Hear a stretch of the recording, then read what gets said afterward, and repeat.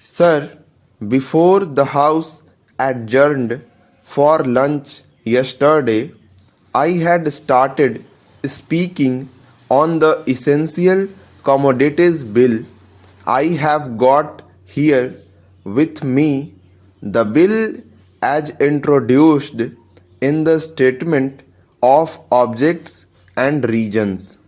The government pointed out that in certain cases it might be necessary for them not to award punishment prescribed in the law as it exists at present, but to forfeit a part of the deposit.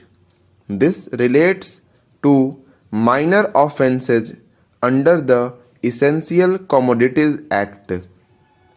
I can quite understand this, and generally, therefore, nobody would oppose this thing. But the question that I wish to raise in this connection before the House is the manner in which this act is being implemented by the government and also by the state governments. I mention the state governments because here is a measure which is sponsored by the Ministry of Food and Agriculture, and in regard to many aspects of which I believe the central government has concurrent jurisdiction, but much is left to the states. Our experience has been, especially in the state from which I come, namely West Bengal, that this act is not implemented properly by the state authorities because of various connections of certain people high up with the big business and others indulging in speculation, hoarding, and so on. The result has been that whatever should be done had not been done. The central government has got powers under this act to make rules, to give directions to the states, and to supervise the manner in which the particular measure is administered by the states. We found that much that should have been done was not done. What is the use of talking about punishment of the small fry? Certainly, if they are guilty, they have to be punished, and the smaller the fry, the minor should be the punishment. I agree there, but the point is that the act is not properly implemented. We should like to know from the government as to how many cases have been started under the Essential Commodities Act. We know that food grains had been hoarded, speculation had been indulged in, stocks had been removed from one state to another surreptitiously by unfair and illegal methods. This should have attracted the attention of the Essential Commodities Act. The act was passed in this parliament with a view to putting a check on a speculative rise in prices. Para. When it came to the question of practical implementation of the measure, we found that the government had failed. Now, government should say something about it.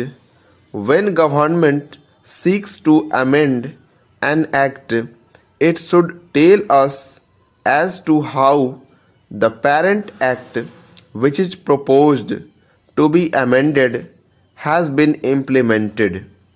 It is the contention of the government that difficulty arises because this particular provision is not there in the act. Are government in trouble because they do not know how to deal with the smaller fries, or is it because that those who are supposed to administer this measure at the state level, at the district level, have thought it fit to ignore it, have thought it fit to bypass it? If any measure of the central government was needed for controlling the price of food grains and ensuring the supply of essential commodities to the community, it is the Essential Commodities Act. I would like the minister to say something on this. I know that he was not there at the time when we passed this measure, nor was he there when the Essential Commodities Act was bypassed by many state governments in the past. We had drawn the attention of the minister to this problem, and the minister is now happily going to be the president of the Uttar Pradesh Congress Committee. But here I would like to ask the minister who was stepped into his shoes as to what he is doing in order to see the proper implementation of this act. How many prosecutions have been taken place? The small people, of course, should be dealt with very mildly. I agree and I support the measure, but talking the law as it is today, without this amendment, it empowers government to deal very effectively so far as the provisions of the law go with the big traders, wholesalers and profiteers. I would like to know as to how they have dealt with them. How many are in jail today? How many have paid fine? How many have suffered imprisonment? How many licenses have been cancelled as a result of malpractices, corruption, profiteering, and so on, all of which are provided for under this bill? We are entitled to know. Take us into your confidence in regard to this matter. I say from whatever knowledge we have that very few have been prosecuted under this act. If it is so, it is not because our black market trade has suddenly become white market trade, or those impious people have suddenly become virtuous with the succession in the office of the food minister by a new man.